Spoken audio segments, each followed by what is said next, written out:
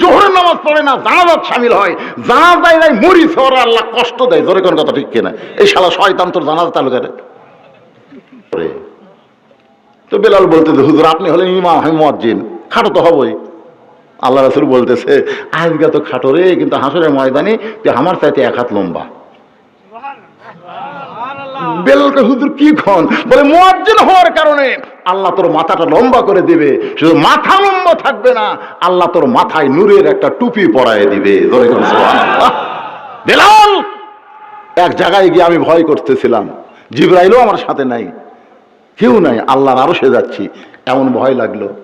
হঠাৎ দিকে আমার সামনে হাঁটতেছে, আমি বললাম আল্লাহ কে হাঁটে?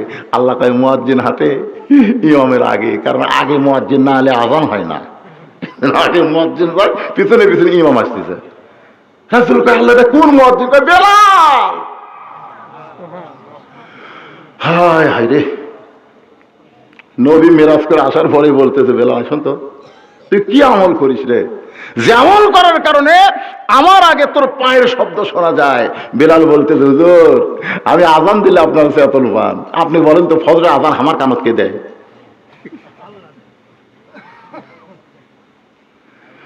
আল্লাহ বলে, বেলাল আমি নবী কোনদিন তো এই চিন্তা করি নাই, বলো তো তোমার কানে কে আযান দেয়? বেলাল বলে, ইয়া রাসূলুল্লাহ গায়ের থেকে একটা আযান আমার কানে আসে, ওই আযান শোনার পরে চেতন পাইয়া মসজিদ নববীতে গিয়ে আযান দেই। রাসূল বলে, বেলাল রে তোমারে ডাক দেয় আল্লাহ, আর তুমি আমাদেরকে নামাজের জন্য ডাকো।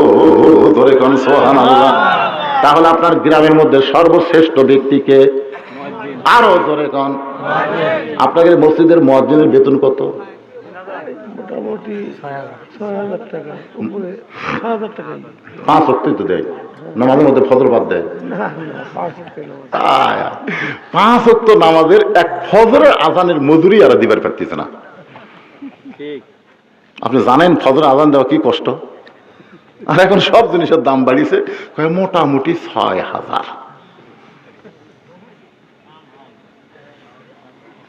কি মনে করতেছেন ভাই রে?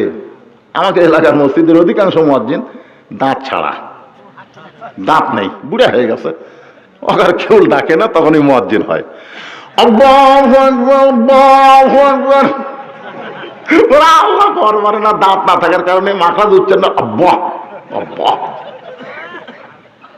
তাই বললাম মুরব্বী আপনার আযান তো ঠিক হয় না। হুজুর মাস গেলে 1200 টাকা বেতন দেয়, আবার কিসের ঠিক? মাস গেলে 1200 টাকা বেতন দেয় আবার ঠিক কি?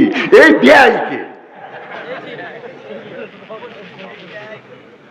আপনারা বলেন তো মুয়াজ্জিনের সম্মান কম না বেশি? আপনার ইমামকে বলবেন, হুজুর আপনাকে আমরা যাচাই করে মসজিদে নিয়োগ দিয়েছি, আমি মরে গেলে আপনি আমার জানাজার ইমামতি করবেন। সুবহানাল্লাহ। আর নিজের সন্তান যদি থাকে তাহলে তো সোনায় সোহাগা।